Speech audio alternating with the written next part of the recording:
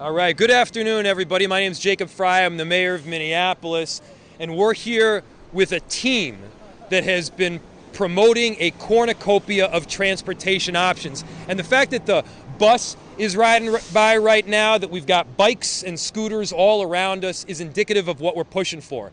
Because we want you to be able to get from point A to point B with as many options as possible in as smooth a way as possible. And just a month ago, we have now brought back our bike share program and scooter share program to the city of Minneapolis. Now, last year we saw 800,000 trips on bikes and scooters, totaling 1.85 million miles. And this year we want to go even further than that. And so we've got 1,700 scooters around the city, 2,000 bikes that are going to be around the city. So if you need to pick one up, you're going to have a convenient way of doing it. If you've got your own bike, great. If you don't have your own bike, that's totally fine too. But we want to make sure that you can pick something up, that it's going to be safe, and that whether or not you are a talented biker like Council President Elliott Payne, you're able to make it happen. And so I want to thank everybody that's behind me right now. Again, we've got a huge team that's behind making sure that we've got a ton of different transportation options and we're able to move Minneapolis in the right direction. Everybody from Council President Elliott Payne to, by the way, our new Director of Public Works, Tim Sexton, and we're all rallying around a common cause. And that common cause is transportation, not just for purposes of transport, but doing it in a way that is environmentally sustainable. We want to move away from a fully automobile-centric mentality. We want to move towards a way of getting somewhere where you need to go without pumping out a bunch of carbon into the atmosphere. Every city has a role to play in this. In Minneapolis, we need to be at the precipice of some of this action. So again, we got some really good stuff that's coming down the pike right now. This is a great time to think about how you are going to take your next trip in a more environmentally sustainable way. Use the bikes, use the scooters, use public transit, and move Minneapolis. And with that, I get to turn it over to someone who bikes everywhere. This guy is suiting up in the middle of winter. He's taking off his clothes during the summer. He's dressing for the occasion. Council President Elliott Payne. Thank you, Mayor. Hello, everyone. My name is Elliott Payne. I'm the president of Minneapolis City Council. I use he, him pronouns. And as you can tell, I'm a daily commuter by bike. And I've been commuting by bike every day for over 15 years. And my decision to do that really started when I got my first job downtown. And I started to learn that it took me the same amount of time to drive, the same amount of time to bike, and the same amount of time to ride the bus. And I started to prefer biking more and more because it's a way of getting your body moving. It's a way of starting your day fresh. I hate going to the gym on a very personal level, but I feel like I don't have to do that because I'm out there on my bike every day, getting my heart rate up, and it actually has a really profound impact on my mental health. And one of the things I actually learned and recognized after the fact is I don't get pulled over when I'm riding my bike. And I'm one of those people I've been pulled over more than 20 times. I quit counting after 20 times. And when you're biking, you are free. And a black body in motion is the ultimate expression of freedom. And the ability to just hop onto a bike, hop onto a scooter. I love actually riding my bike to work and then jumping on a scooter for lunch. And just that ability to just move about our city with no restrictions is one of the things that makes me just the happiest on earth. And the fact that that's so accessible to so many people through so many different modes, that's how we're going to get to a point where we're shifting people from that daily commute in the car that's building up all these stress hormones and making you show up to work ready to fight. I come into work happy and I leave work happy.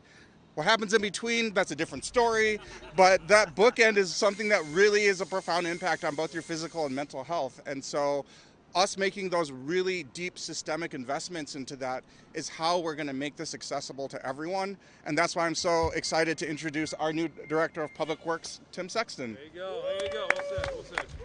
Thank you, Council President Payne. Thank you, Mayor Frey. Yes, as mentioned, Tim Sexton, new Director of Public Works. This is day number 4 for me. I will also say it's day number 3 of biking into work. So one thing that I'm really excited about working in the city is the opportunity to bike, to take scooters, to walk, already. We've walked to meetings, biked to meetings, look forward to taking the train and scooting as well. So it's really exciting to come into this position at the start of mobility season, I think is what we call it, springtime around here. But it's also really important, not just because it's joyful and it's affordable and helps me feel healthy, but it really has a climate impact. And there's a lot of opportunities at the city to make a real difference in people's lives and giving them those choices. You know, I used to work over in St. Paul, started biking, and then my kids grew up, they got a little busier, and I had to drive more in order to get back and take them different places. And I think that just reflects as sort of life changes. Our mobility options and needs change too. And I think providing more choices allows us to evolve along with our lives. And so now I'm in a place where I can bike more. I have a bit more time to take the bus too, and look forward to exercising all of those choices here. And also really to be a part of this new As You Go campaign with Public Works. Really excited about this as a way to help people understand all those options and benefits and of the choices that exist out there for mobility. Whether you're scooting, whether you're taking your own bike, a shared bike, hopping on the bus, taking a walk. We have a lot of opportunity here, and the Public Works and the city are doing really great things to help make it safe, convenient, and affordable to get around, regardless of how you choose to do so. You know, the other thing too that I think is really important to mention is that the city is taking really ambitious steps to establish goals around reducing vehicle miles traveled, right, to address our climate impact, but again, you know, to give people those options. So excited to be a part of that. And the other thing that's happening right now that we're really excited to be featuring is our mobility hubs. So in 2019, we started this effort to really bring these mobility choices together. You know, over time, you know, in 2022, we'd established about 30 of those. In the next 2 years, we're hoping to get that to over 60. So really exciting things happening, making it easier for people to make those choices and giving them real choices. So it's not just a bike here or there, but it's convenient, affordable, and they know where to find things and those choices that they need. So I think that's really just excited to be here. This is a terrific opportunity to celebrate. Glad the sun's coming out for us today. And I think I want to just highlight and point you out again, As You Go is going to be a promotional campaign. It's going to give people tips, information, more ways to get around. We're excited about featuring that as part of the Public Works in the city. Let me see, just real quick, I want to make sure we feature the mobility hubs. You know what? That's enough from me. Really excited though to be here today. The city's doing great work. I'm looking forward to being a part of it in collaboration with a lot of groups, community-based organizations, and other departments within the city. With that, I want to introduce Lee Foley with Lime. Lee, I'll pass it to you. Thank you so much, Director Sexton. Good afternoon, everybody. My name is Lee Foley. I'm Senior Director of Government and Community Relations for Lime. And I just want to say on behalf of Lime, which is the world's leading provider of shared electric vehicles, that we have our deepest gratitude to the people of Minneapolis and to the dedicated transportation and mobility leadership that have made these programs possible. What we focus on is ensuring that people have access to affordable, sustainable, and reliable transportation options. And Lime's bikes and scooters, once we were tapped by the city just last year to step in to ensure that the people of Minneapolis continue to have access to bike share, Lime committed to ensuring that that access would remain. And with that, almost overnight, Minneapolis did not go a season without bike share. Lime is committed to the city of Minneapolis. Lime is committed to the people of Minneapolis and ensuring that our partnerships reflect the needs of diverse populations. And when I talk about these partnerships, it also means that the partnerships with our cities, and a partnership like that with the city of Minneapolis, is the reason why Lime and its long-term financial health are able to continue investing in cities like Minneapolis. With that, I want to introduce the person who stood up these programs on behalf of Lime, who is a son of Minneapolis, my colleague, my friend, and a guy who keeps bikes and scooters cool in the Twin Cities, Cooper Borchert. Thank you so much, Lee. I gotta say, it's such a beautiful day. I'm I'm happy to be here, and honestly, I'm getting a little emotional right now hearing everybody speak, talk about what mobility means to them. And I've got to say, I've been to a lot of cities across the country, and there is no better city to scooter or bike than the city of Minneapolis. I mean, the bike lanes, the infrastructure, it's so beautiful, so easy to get around. So really honored to be here and represent Lime, as we've been working very closely with the city of Minneapolis to make sure that this is a successful program. Lime has proudly served Minneapolis since 2018. And to date, we have provided over 3 million trips across the city. And since we launched our e-bikes last year around this time, we've had 250,000 of trips. So very happy about that. And as you can see today, there are more and more Lime bike riders every single day. In Minneapolis, like every city we serve, we are committed to equitable mobility. And as part of that commitment, we ensure 30% of our bike and scooter fleet are in areas of concentrated poverty. So in North and South Minneapolis, we are committed to equitable transportation there, offering an automatic 50% off to all people who start a trip within those areas. And we also have our Lime Access program, which offers a 70% discount to all Minneapolis residents with a low income. And lastly, and most exciting, Lime is partnering closely with the city to grow mobility hubs. So they were mentioned today, but we're really excited about these mobility hubs expanding across Minneapolis. And at these hubs, you will find a Lime scooter or bike. So again, thank you so much. Thank you to the city. Thank you to the mayor. So honored and grateful to be here today. And yeah, with that, I will pass it to Mike from Bike Minnesota. Thank you. Wow.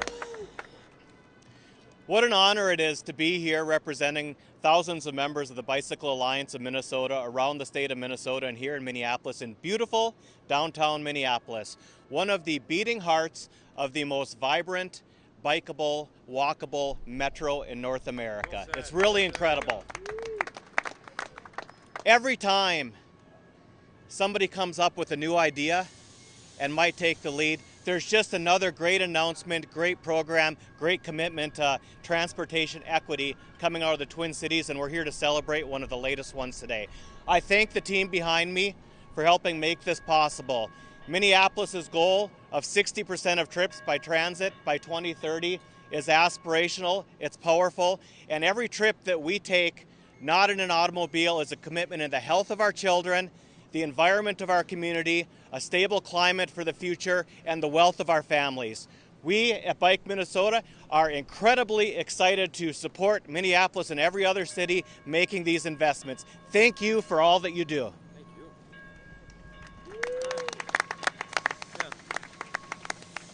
you. So you can see that we're all really committed here. We're committed to having a greater ease of transportation. We're all committed to improving the environment.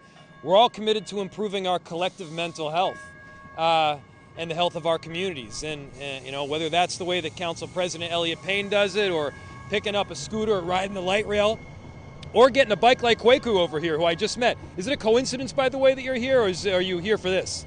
It's divine intervention. So it's a coincidence? No, All right, divine intervention, he says. So Kwaku, can I tell you a story? Kwaku was incarcerated, and while he was incarcerated, did a whole lot of work to buy a bike. He got his friend or his cousin to purchase it out in Faribault.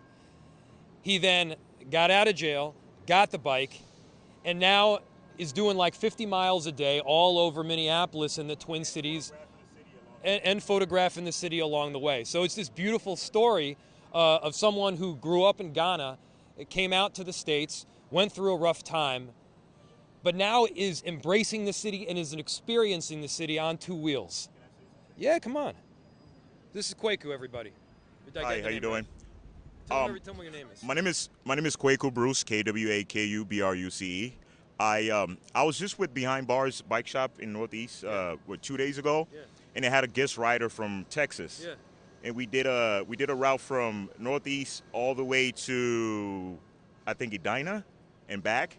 And the whole time, this guy from Texas, who's supposed to be moving to Minnesota, is amazed. He's like, we can't get nobody in Texas to build a greenway to bike on.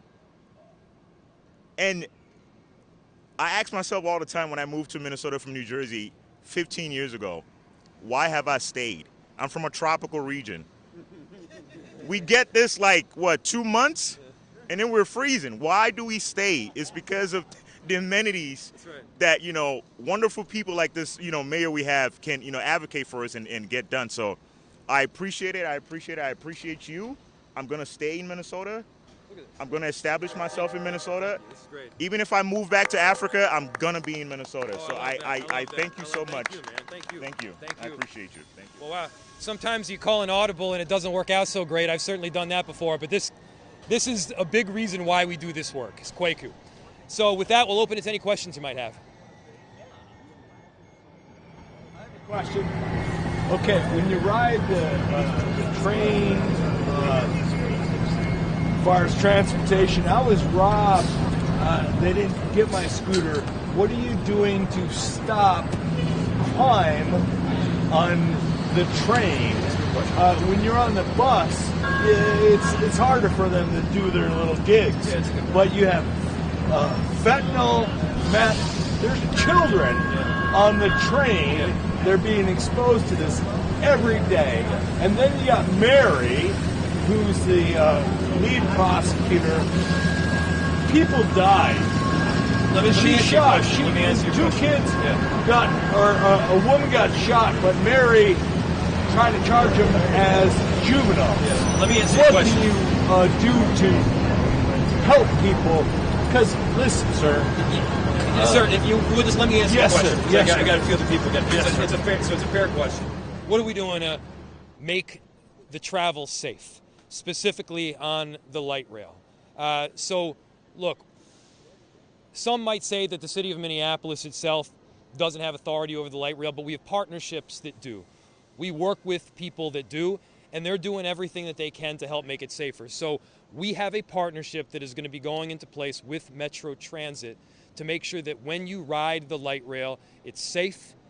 You both experience safety, the reality, and the perception of it. And yeah, look, we've had some work to do. Obviously, collectively, we've had some work to do. And the good news is that the city of Minneapolis, our police department, Metro Transit, and their police department are stepping up to improve the safety on both light rail and buses because we want people to feel comfortable taking those. So I'm gonna take another. We can talk afterwards, but I'm gonna take some of the press. Go ahead. Yeah. So can you give us an update on the progress of where you doing with buses on Midpoint Mall and how whatever you guys do with the buses on Midpoint Mall, how might that help with the city's goals? Another great question. Yeah. So the question was about the progress on buses not on Nicollet Mall. So. Look, I'll tell you what I would like to see ultimately. There are a few logistics that need to be worked out in order for us to get there. I'm supportive of working those logistics out so we can make it happen. Look, I believe in a pedestrianized Nicollet Mall. To have a pedestrianized Nicollet Mall, it means not having automobile traffic, not having buses there, moving the buses, in my mind, over to Mark II. So in other words, 2nd Avenue and Marquette. It's not just that, it's making sure that once the buses move off of Nicollet Mall, you've properly activated and programmed the space. It doesn't do any good to take buses off if there's then a lack of activity once you do so.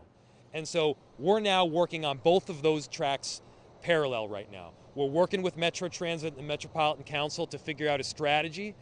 We're working on what Mark II might look like so that it can accommodate the additional bus traffic. By the way, it was made for that bus traffic. That was what funding went towards it years ago when R.T. Rybeck was mayor.